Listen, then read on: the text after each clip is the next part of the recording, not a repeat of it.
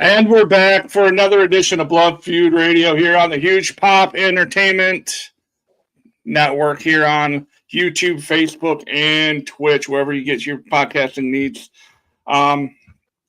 Be a friend, tell a friend. Hey, we got a lot of programming on this networks, and we're just part of the fun. So check us out wherever you get your podcasting needs and whatnot. I like to say we're one of the best shows in all of the internet. I tend to best agree. kept secret. Yeah, I tend to agree with that. What I might be a little partial. Yeah, I'm a bit biased, but yeah. So, how was your week, Rhys? We saw a lot of good wrestling over the last week. Oh, it's been pretty decent. I mean, like we'll get into like more of my like in-depth thoughts in a little bit after the draft, but I've had a pretty good week of wrestling. I've had a surprising couple of moments over the weekend where I thought some things would be good. It turned out to be a little bit drier, but then I had a really great surprise with AAA on the weekend, so it kind of made up for the whole thing. Oh my goodness! Now, I'm going to say this right now. We're not going to talk about AAA today.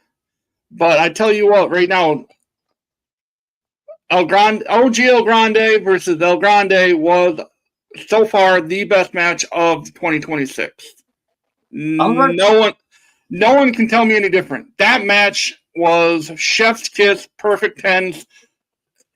That's it. I'm glad you think about that. I thought it was fantastic. The crowd, everything, just was brilliant for that match. And seriously, I thought it was better than Roman Punk at Mania. Fair enough. I mean, it's a fair argument. It's one of those matches that's been built up for a year, and I don't think anyone expected it to gain the traction that it did. No. And then it turned out to be amazing. So let's dive right into the Clash. A lot of people, not me specifically, a lot of people thought it was meh, thought it was boring, didn't like it at all. I enjoyed it. I watched it for what it was worth. I watched it for what it was supposed to be, and that was a show that, quite honestly, the best part of the show, again, you European fans are insane. Oh, we are, man. We steal the show. Oh, I love it. And it's insane in a good way. I love it. Yeah, it makes it feel better. Like it just like it gets me excited to watch again. With a benchmark. With a benchmark for fans, wrestling fans in the world, I would say. Yeah, absolutely. Like you guys rank right in there with like for over here, I think New York, Chicago, Los Angeles, and then you guys are the top four. Like anywhere in Europe. Yeah. I'd put Philly up there as well for you guys. Shout out to Philly. They're very vocal.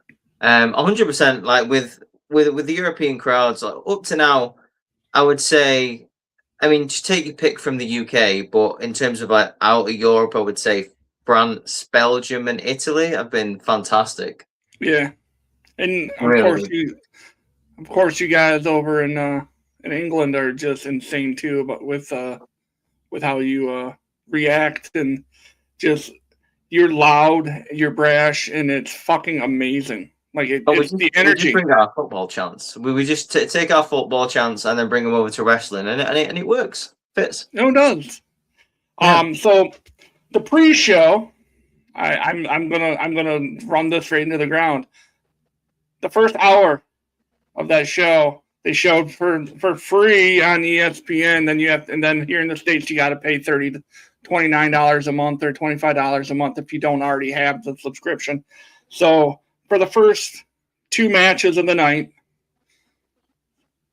were on the pre-show, and I'm going to call it the pre-show. It's whatever. Cody Rhodes defeating Gunther. That surprisingly was better than I anticipated. See, I didn't like this match. I didn't think any of these guys left second or third gear. I think they had more in the tank, and I think this match was simply here for a rematch in Saudi Arabia, which I don't usually appreciate. Unless it serves the higher purpose of the story.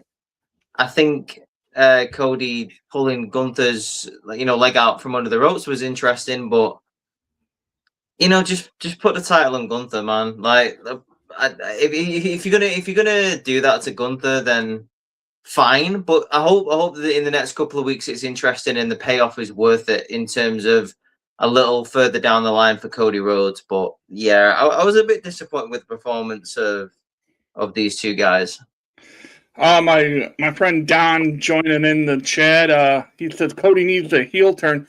I think we've been kind of clamoring for that, kind of yelling at the top of our lungs for something different for Cody for a while now. Yeah, without a doubt. Yeah, he needed to turn heel like a year ago. I mean, it just like a slow little burner. I mean, it should have started a couple of months ago, at the very least. But if this is a start, I mean, because he clearly cheated here. It was a clear cheat. Like, he knew that Gunther's foot was under the rope. He pulled it out, and then the referee didn't see it, and they got the 1, 2, 3. If this is the beginning of a Cody Rhodes heel turn or him just slightly going over to the dark side, I'm fine with that. But please don't make this another cookie butter, like, oh, Cody Rhodes, like, enough, let's just like beat Gunther and move on, and then we restart the whole same promo over and over and over again for Cody. Yeah. One more thing from Don. He says problem is that he's the highest merch seller in the business in the company right now. I want to say he might not be now. I think Danhausen might have caught him. I'm not 100% sure, but I think Danhausen might have taken over the number one spot. I mean, it's fine. Like, if he's the number one merch seller. I remember another very famous person who was a number one merch seller back in the 90s, and his name was Hulk Hogan in the NWO, and they were full of bad guys. So it's fine to be a bad guy. A bad guy can sell merch. The Bloodline were one of the highest selling merches of like the past 4 or 5 years. Yeah. So it can be done if it's done properly, and if the character's right. And I think Cody could pull off a good heel. We've seen it on the indie scene. I don't think the merch sales would go down.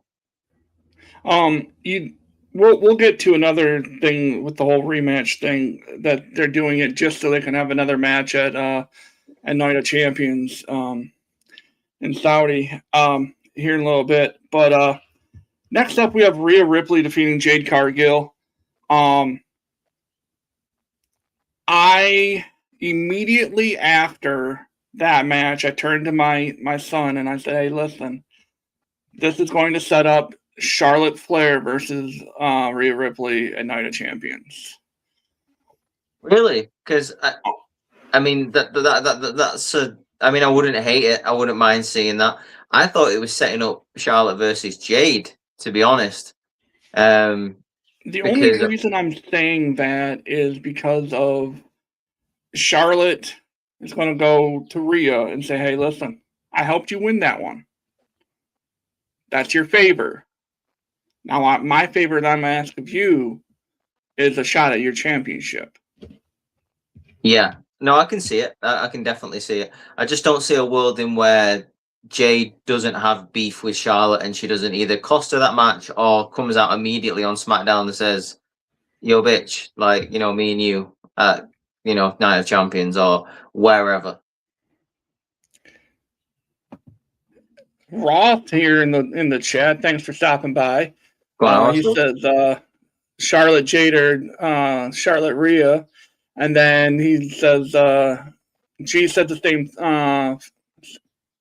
same thing as far as for our ideas of what's going to happen at Night of Champions. In terms of that, I mean, it's a match you've seen over and over again, like Charlotte and Rhea, but I don't ever get tired of it. I think these two have great chemistry. I think these two can put on a good match whenever they so desire. And the fact that they constantly, year by year, as Rhea has evolved, as Charlotte has evolved as a competitor, then it's one of those where you never see them in the same role. So it's cool to see Charlotte is a bit of a babyface now, and obviously Rhea's a babyface. So this is going to be a whole different dynamic that I don't think we've seen before. Well, I think that it. Oh, sorry, earthquake. I'm just kidding. I think it ends up being. It's fine if it's face versus face, right? We don't mind it, but if it's heel versus heel, we have an issue with it. I mean, it's just us being a fickle WWE or wrestling fan.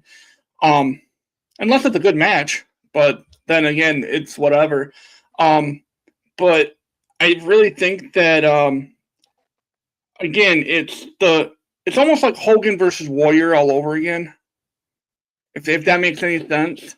Yeah. Like two people at the height of their babyface run at the moment. I don't think Charlotte's ever been as over as she was, at least since like 2016, when she first came up to the main roster. And people then started to sour on her.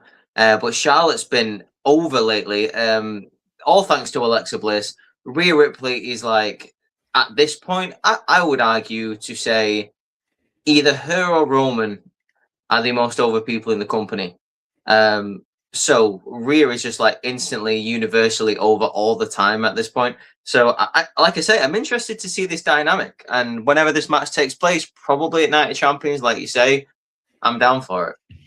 Absolutely. And like at first I was a little bit sour on, I'm going to use your terminology, a little sour on the fact that Jade didn't win, because I think we needed it. I mean, Jade Rhea 3 would have been fine, but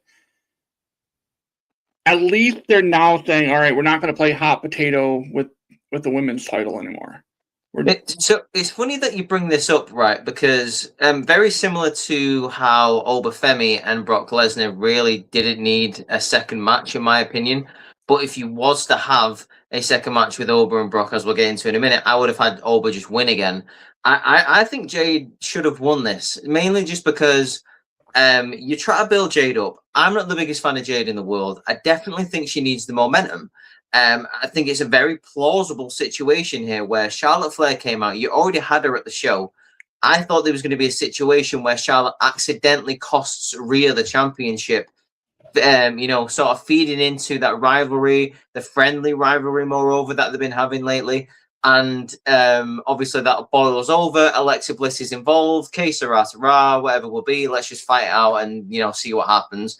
Jade is your champion. There's more people on the SmackDown side of things where Jade can go and, fight them. Even Bliss could go fight her. While you guys are dealing with this, I'll go take care of the Women's Championship, bring it back to the home camp, But if they want to go in the direction of Jade losing again, I don't know what this does for her. I thought a championship was very lackluster. She barely defended the championship. She wasn't on TV enough to justify her having the title for that long. And now that she's lost twice to Rhea Ripley definitively, where she's been hit by the Riptide and relatively won quite clean, did Rhea. I don't see where Jade goes from this. I don't want to see a Jade versus Rhea 3. I don't think it warrants it, the rivalry, like I said, because she's lost twice in a row. Why do we need to see it? Well, absolutely. And you bring up the horrible title run that Jade had, that she didn't really, she didn't do much with it. And so we have that, and now they're doing it with Liv Morgan. Absolutely. She's had it. She's had that title for 45 days and not one title defense. And she's part of Queen of the Ring. Why? Why are we doing this? I'm not gonna lie, and this is an insult to Liv as much as I love her. I actually forgot she was the women's champion on Monday. Like I saw her come up in the bracket for the Queen of the Ring, and then it took me a second to think, wait, why is Liv there? I was like, I thought the whole point of being in Queen of the Ring was to challenge for a championship. What I was like odd, but okay. If they want to play the scenario of she's in the Queen of the Ring just to be selfish, okay, but at the same time, yeah, why are you there, dude? Like, it's an unnecessary cog in this Judgment Day machine. Yeah. Like, you could easily just have Roxanne Perez and Raquel Rodriguez and get to the same conclusion without Liv being in that bracket. Absolutely. So now we get to the meat and potatoes of the pay-per-view. No bread, no water, no potatoes, just meat, as Booker T famously says. This match, the next match lasted 6.5 minutes, and it felt like an eternity, in a good way. It felt like the match was longer than 6 minutes. That's what I'm trying to get at. In a good way. I felt that Brock Oba 2, the only thing that I didn't like about it was Brock winning. Yeah, I agree. Like, perfect match, wrong ending. That's, if you want me to expand on that, I will. But that is my all-around thoughts. Perfect match, wrong ending. Obafemi took a beating, 7 F5s, got put through the table. He came back in looking like a beast, like rising like Tyson Fury when Deontay Wilder knocked him out that one time a couple of years ago, getting back in the ring. And then he just loses. And I thought that was the wrong decision. The similar... I come to a similar conclusion as to, do you remember a good couple of years ago now when it was Brock Lesnar versus Braun Strowman, and Braun took a beating in that match, like suplexes back to his feet, suplexes back to his feet, F5, lost. I was like, wait, what? It felt weird. It felt off. Yeah. With Obafemi, I wouldn't say his aura has been hurt necessarily. I just don't think it was totally justified to him losing this match. If you're going to have Brock versus Oba 2, there is no reason why Oba shouldn't win that match. Brock's probably going to be retiring in a couple of months. There is no reason why he needs a victory on his retirement tour. In fact, it probably feeds better into his retirement tour if he loses every match. So then he gets desperate. Ross says he had to win to make it a third and final match. Will be his retiring match finally, and any worry was squashed on Raw with Oba knocking down everyone in his walk-in. I don't think we need it. I don't think we need Brock versus Oba 3. To be quite honest with you, if this Cody stupid Gunther feud is out of the way after Night of Champions, I think Gunther should go after Brock. I think Gunther should be the one to retire Brock. It's the match that we've all wanted to see. I think Oba proved his point at WrestleMania. He should have won at Clash in Italy, to just put an exclamation point on that. I'm not clamoring for a third Oba versus Brock match, just like I'm not clamoring for Jade Bria 3. I think what and this is just going off of 30-some years of watching wrestling. And again, I'm going to sound like a certain unnamed person. I think for the WWE, their brainchild is saying, well, what does the Saudis want? Because we're heading to Saudi Arabia for Night of Champions. We're giving them what they want. Yep. And unfortunately for us as Obafemi fans, we're gonna see Brock Oba 3 at Night of Champions. I have that really, really gut feeling of Brock Oba 3 Oba going over. These Saudi shows are so strange to me, and I'll come back to your point in a second. But this is just to like piggyback on top of something that you said. Saudi Arabia shows like are so strange. Sometimes they feel like canon, where actual title changes happen and it feels important. And then every so often you'll get like a house show feel in Saudi where nothing happens and you're just getting like rematches or just big events. And this feels like that heading into the Saudi Arabia thing. With Brock and Oba, it probably will be, and you're absolutely right. I just think with Oba, you don't have to give him the Cody Rhodes treatment. Like, we get it. He's a beast. Like, he was undefeated for so long in NXT. He literally destroyed Brock. He should have destroyed him at Clash in Italy.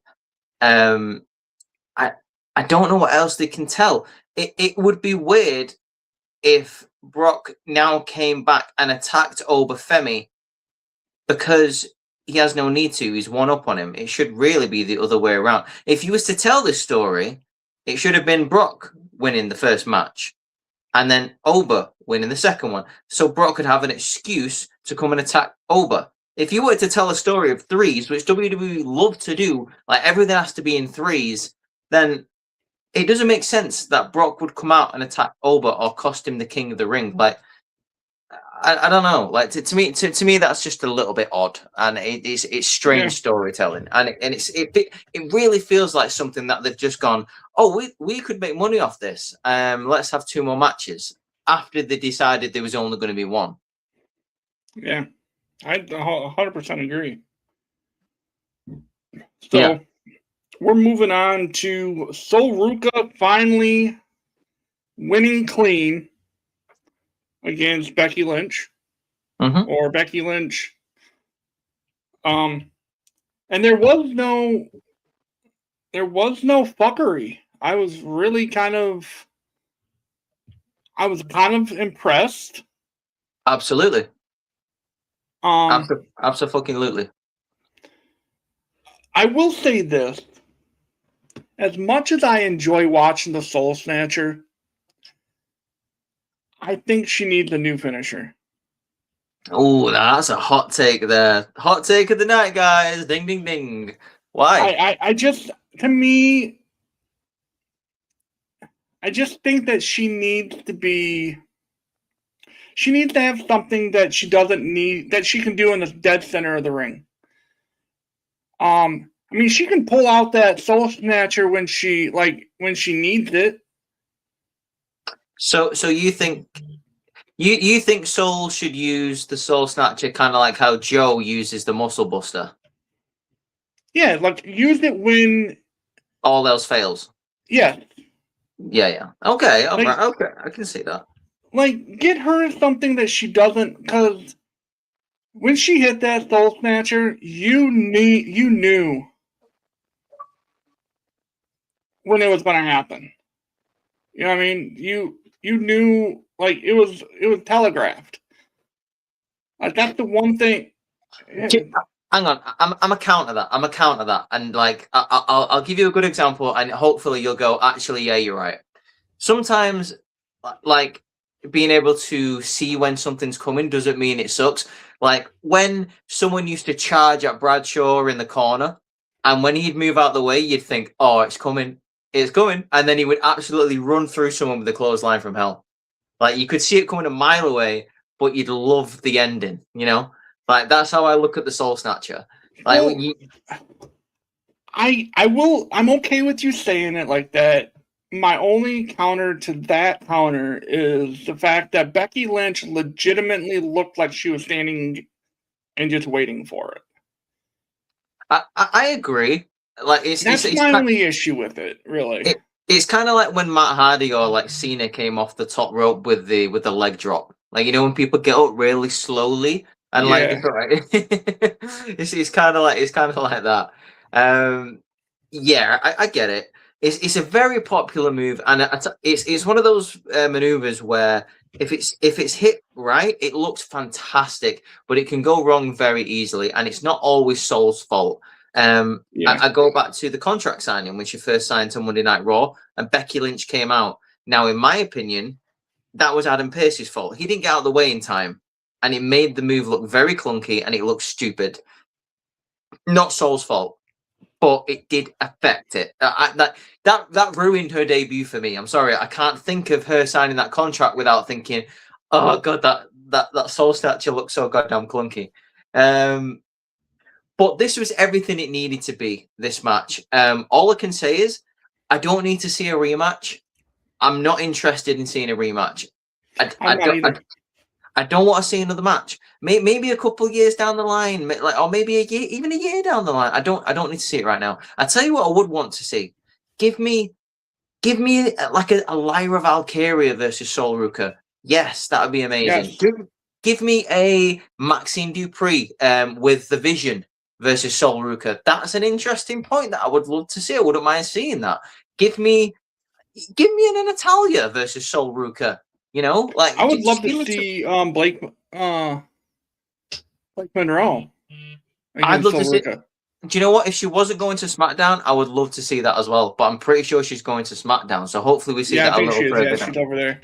Yeah. Like you said, there is plenty of women on the Raw roster who Sol Ruka could go against, and it doesn't have to be Becky Lynch again. It doesn't. Becky Lynch, go use Becky Lynch for something else. Like if you still got her on the books, if you still got her under contract, you've got a Saudi show coming up. Give me a big boy match. Give me like Becky versus Bayley.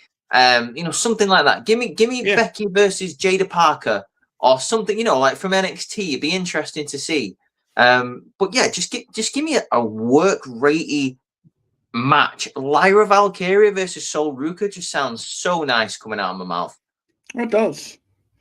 And then we get to the main event, 28 or just about 28 minutes. And again, this right here, I came in really wanting Jacob Fatu to win. I really wanted to see it. But old school Roman Reigns showed up. Oh, and I tell you what, he made me a fan again. He made me love Roman Reigns again. He hit all of his marks.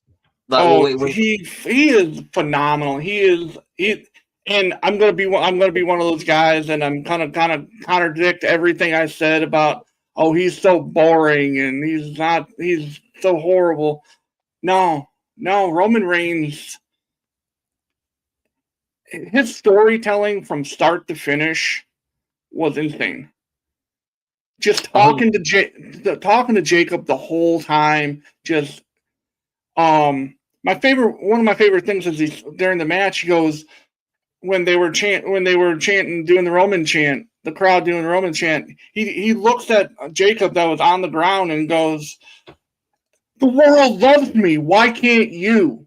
Yes. See, now that is improvisation as well. I fucking loved it. It was so good.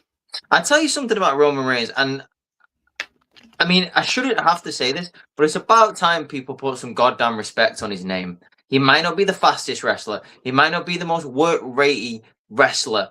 Like he might not be the greatest on the microphone of all time, but as an all-rounder in this generation, he is maybe the best, and it shows it. And I'll tell you why it shows it. Like, not just because of the improvisation of what he does. It's because when he is in the ring, you are not looking at your phone. You're not looking at your laptop. You're watching the match. You're watching the match. Absolutely. He's slow, methodical, fine. But you can't say a Roman Reigns match is boring, because it's not. Like, you've got the high spots of going through barricades, going through tables. He hits his big 5 moves like the spear, the Superman punch, the drive-by kick on the you're here for all that. But it's like you say, it's the psychological warfare that takes place in the ring. He talks to his opponent. He lives the character of the tribal chief while he's in there. He's psychologically breaking his opponent down. It's great to watch. It's good TV. There's 2 other spots. One other spot during the match, and then one after the match was over. When the spot in the match that outside of the world loves me, why can't you? And then he proceeds to break Jacob's hand with the Yes. toolbox. And And I never thought of that. I never thought of that either. And that's great when wrestling can surprise you. Sorry, carry yeah, on. oh no, you're fine. He and then he looks right at, he goes, and he told the crowd, I broke your hand. I broke his hand. Now you can't use. They're trying using it now, motherfucker. Yeah. It's like I was like, okay, dude. When he hit his hand with the toolbox, at first I thought, wait, did he miss? Like, was he heading for something else? And I was like, why did he smash his hand? And I was like, oh, the Tongan death grip. I was like, oh yeah. my god, that is so clever. It was so clever. I was like, of course.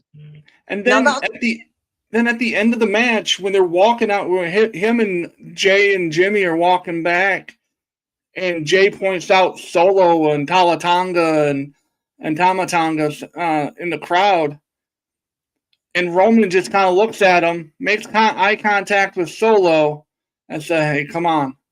And to Jay and Jimmy, and he goes, "I got something for that motherfucker too." Yeah. I was like, all right, Roman. All right, brother. Let's go. He's bringing the family back together. Let's go. I was like, I am here for it. I am like I'm excited for the bloodline again. And I hope Triple H, please, Paul, don't fuck this up. Like, yeah, please don't. This is gold right now. This is perfect. Honestly, I mean, I'm a bloodline stan. We all know this, but I will point out when something's bullshit. I will admit, my first thought when Roman won this match was, I would have liked to have seen it if Jacob would have won. I'm not gonna lie. It would have been cool to see a bit of a chaotic tribal chief for a little bit. But after I saw Raw, I was like, okay, because when Jacob came out. And he was like, I acknowledge you, Roman. And then he walks up to Jay and he goes, I don't have to take shit from you, though. I'm like, okay. Now, this is a different dynamic. I like this. Yeah. Especially now that Roman turned around to Jay and said, you know what you need to go do now, though, don't you? You never won that WWE Championship. You need to go win that for the family. So he's sending Jay to Solo's turf, to SmackDown. Jesus. Like, this could be a whole different dynamic. I mean, I know it's the old reliable go back to the bloodline, but sometimes that's not the worst thing. If it's a different story told, if something escalates from this, you could have different factions going at each other. I could honestly picture all of the factions sort of breaking up and going into a bit of a bloodline war. I mean, off the top of my head, if I was to split the different factions up right now into different trios, I would say Jacob, Tamatonga, and Jimmy Uso. All of the outcasts of the different factions of the Tamatonga feels like he doesn't belong with Solo anymore. Jacob is the outcast of the family, and Jimmy has always been the second brother in the bloodline, correct? Yeah. Then you could have Solo and Roman and Tala as the enforcer, like he's two enforcers. Like Solo and Roman, come together and go, listen, we're like, our families are splitting apart. It's time for the tribal chiefs to come together and deal with this situation together. And then obviously you got Jay, who's conflicted, as he has always been conflicted. Yeah. Maybe he reaches for another family member like Zilla, like Lance, maybe even Sammy. Jay could always be the lightning rod that he's always been in the bloodline. He's always the open-ended person of this story. I'm down for it. We could make this so interesting. I hope it's not Sammy. I mean, I wouldn't hate it if I didn't mind Bloodline Sammy. I really didn't. Bloodline Sammy's the only Sammy outside of El Generico that was anything good. Sammy's never been the same since he left the Bloodline. Ever. Nope. He's never been the same. He won the titles. He won the tag team titles in the main event of WrestleMania. Downhill from there. The tag team title run was boring. He had that match with Gunther, or that series with Gunther. And and that shouldn't even have been him. That should have been Chad Gable. Yes. Chad Gable should have beat Gunther. It shouldn't have been Sammy. I don't care what anyone says. Chad Gable should have beat Gunther. That's what everyone wanted. Everyone has seemed to have forgotten that's what everyone wanted, and somehow we ended up with Sammy beating him at WrestleMania. I didn't understand it then, and I don't understand it now. But we're here now. It is what it is. Everyone is okay. So we have about 15 minutes left. It's time for the draft. It's time. It's time. It's time. It's draft time. Yeah. So we had done. I did a wheel earlier to decide who goes first, and I won. Now, here's how it's going to be. You son of a I'm going to pick 1. Rhys is going to pick 2 and 3. I'm going to pick my next 2 picks will be 4 and 5, and then we'll go in. No. Until we get. Yours will be 3 and 4. I'm 1. You're 2. Yeah. Oh, well, 2 and 3. Yeah. And then you pick 3 and 4. 3 and 4. And then I pick 4 and 5, and you have 5. Yes. Yeah. I was going to say, you're missing out a pick for yourself there, good brother. Yeah. So my number 1 pick, remember, this is for masked luchador wrestlers. We're not using Kane. We're not using Mankind. We're not using Vader. We're not using The Undertaker because he was for 6 months behind a mask. No, we're not doing that. Can we pick Edge and Christian as the conquistadors? No. We're not picking Mr. America. We're not picking the Blue Blazer. We're not picking anything like that. God damn it. So, I mean, obviously, my number 1 pick, and it should be the number 1 pick across anyone's board, is Rey Mysterio. God damn it. God damn it. Go on. Why, pray tell, is he your number 1 pick, man? Oh, I don't know. He's just the greatest luchador ever. Oh, ever. God. Who would have thought? Who would have thought? You know what? I'm a hit you right back. And my first pick is arguably the greatest. Do you even call him a luchador? He practiced in Japanese wrestling, in Spanish wrestling, luchador / strong style wrestler. The one, the only, possibly the coolest mask of all time, Jushin Thunder Liger is my first pick. That was my number 2, you son of a bitch. Oh, Jushin Thunder Liger, one of the greatest wrestlers to do it under a mask. Not even under a mask, just anywhere in the world. He's fantastic. Absolutely. My second pick. Now, I'm going to take this guy off the board. And I just need you to ignore a specific part of his career where he wasn't that good. But for the rest of his career, he was dope.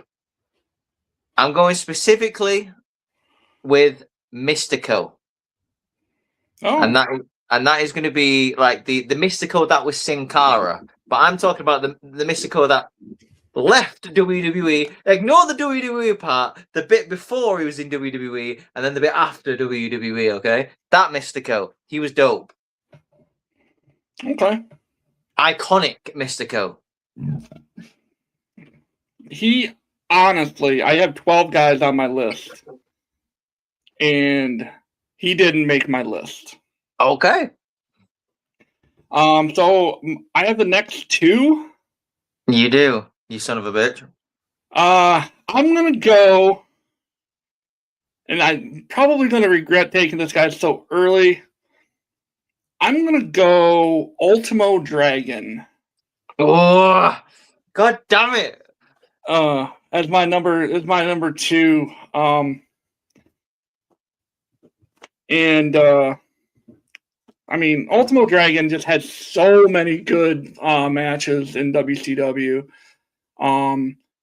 He was just like Jushin Thunder Liger. Just his pedigree was just insane. Like, he was just incredible from bell to bell, and he wasn't given enough credit for building and maintaining that WCW cruiserweight division.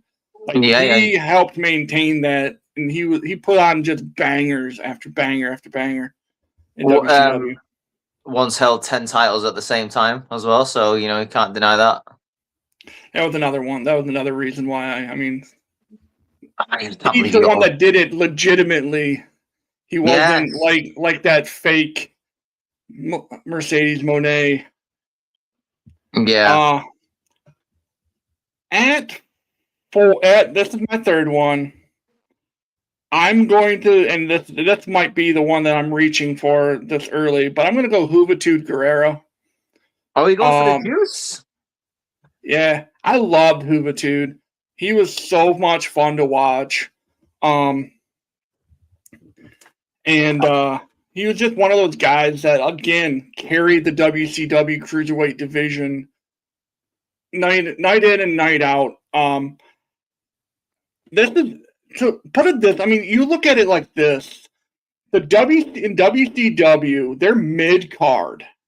This might be why WCW beat them for 82 weeks. They're mid-card, insane matches. Just dude. Every night it was just banger, and then their main events were just meh.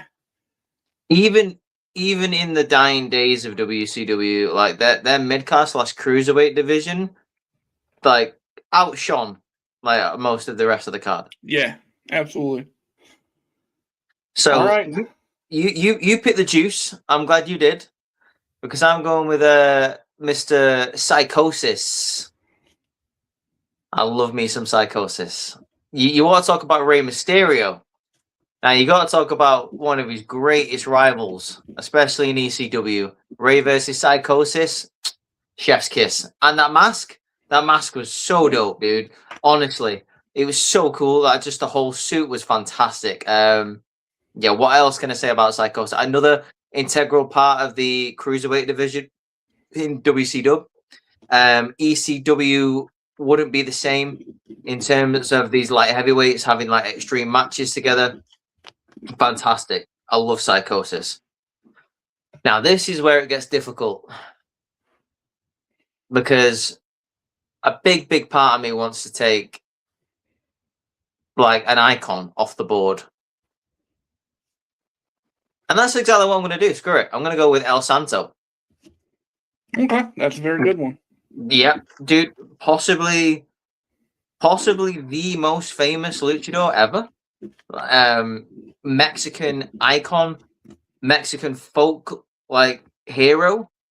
1950s and 60s just would not like he literally was a movie star. Along with his rival Blue Demon. Them two literally redefined what it meant to be like a luchador, to compete in lucha libre. And what else can you say about that?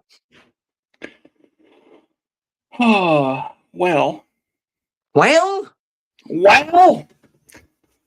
So I picked 4 and 5, and then you have the last pick. I'm gonna go with my number 4 is Tiger Mask. Tiger? Okay, nice. I like it. Tiger Mask, again, an icon in Mexico, just an absolute icon. And he no matter where he went, obviously the Tiger Mask was it was him. You know what I mean? Yeah. He was actually when we were talking about this, we had said, hey, this is like we're gonna have our list, and our list currently I have 1, 3, 4, and 5 on my list. You just took my number 2 with Juventud. Or not Juventud, but Jushin. Like, he was my number 2. And then Juventud was 3, Ultimo Dragon was 4, and now Tiger Mask is my number 5. But so he bumped up to the number 4 spot. Okay. Now, I'm going to take. I'm really kind of really between two guys. One's my 6 and one's my 8.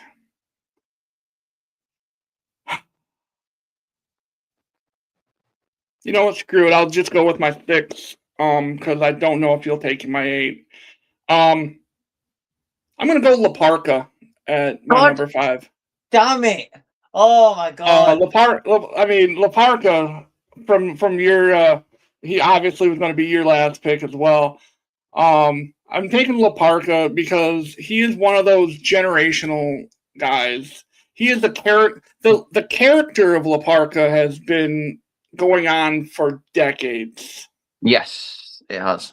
It's and I don't want to say played, but it's been portrayed by many people.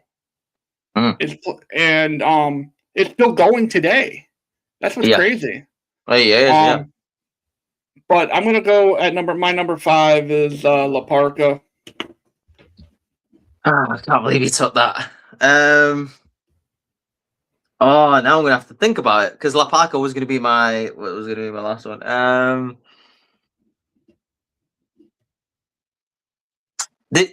There is a few that I'm thinking of right now. There is a good few that I'm thinking of right now, and this is difficult for me because I'm thinking of a lot of new school people. I'm thinking of a lot of old school people as well. Yeah. Do you know what? Screw it. I'm gonna go with Hayabusa. I'm gonna go He with was on my Hayabusa. list as well. He was down on number 9 at the 9 spot. Yeah. What an innovator of just moves in not just like lucha libre, but like wrestling as a whole. He is so good. He was in his own lane. He helped carry a lot of companies that he went to in the 90s.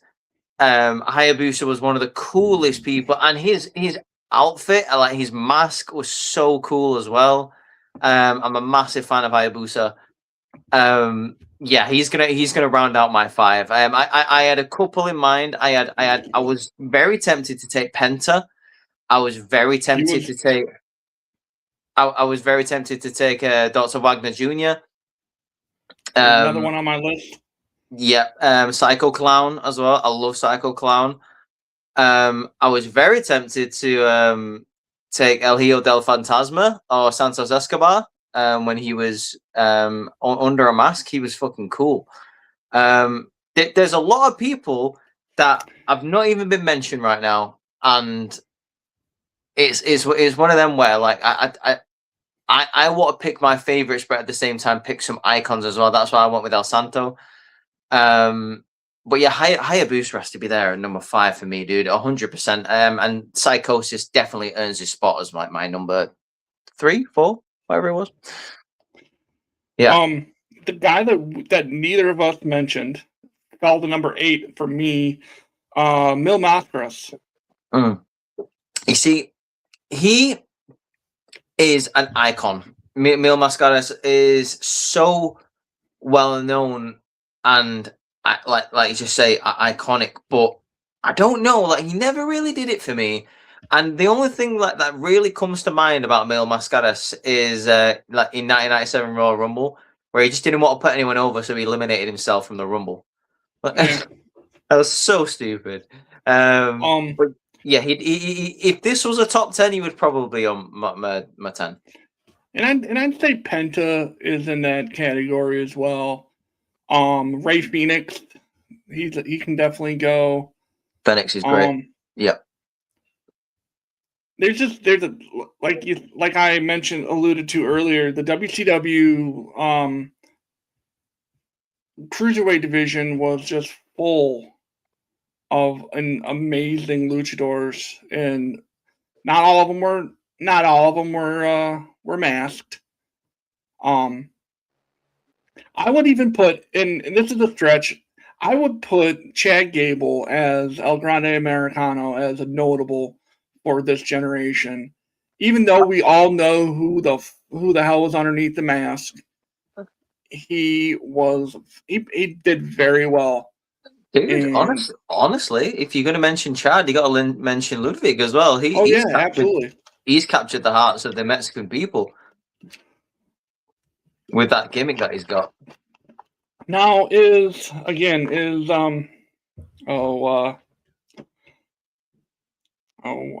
right there at Mr. Lizard. Mr. Iguana. Oh, Mr. Iguana. Oh no, fuck Mr. Iguana. I just don't. I just know. I'm not a fan of it. I don't. I understand why Bailey people loved them. Bailey loved them. Yeah, Bailey. Yeah, that's one of her only flaws. Yeah. I guess you would say he's the Danhausen of AAA. Is that what you're trying to say? Yeah, I suppose so. Yeah. I mean, I feel like I'm doing a disservice to the female luchadoras. None of the names come to mind right now, but I do know there's quite a lot of talented ones out there. So shout out to them. One was in the Mae Young Classic, and for the life of me, I can't remember a name. But I know we haven't named any of those.